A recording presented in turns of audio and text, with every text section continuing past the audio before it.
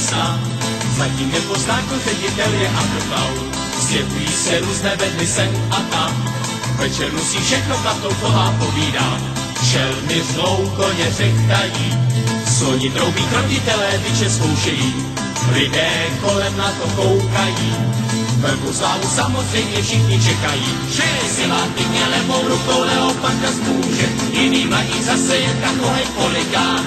Vlčák hraje na piano, jezdec mu píská. Kouzelník má síly, kousky nervy polechtá. Pojďte sem, dnes vám jde. Jestli mi to nevěříte, utíkejte ven. Jak to bylo večer, to rád bych vám řekl.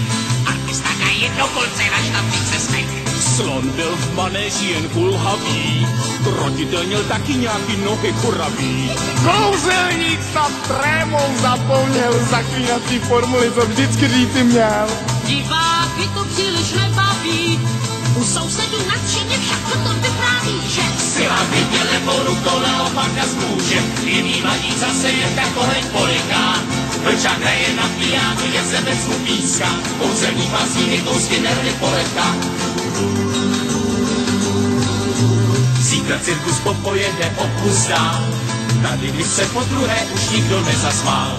Jestli jim to smůla příště nezmaří, snad se jim to představení jednou podaří.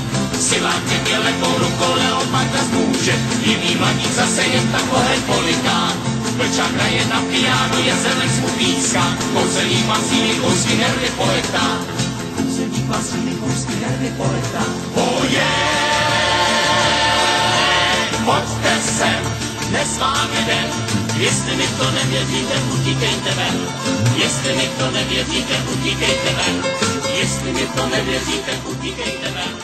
Jestli mi to nevěříte, utíkejte ven.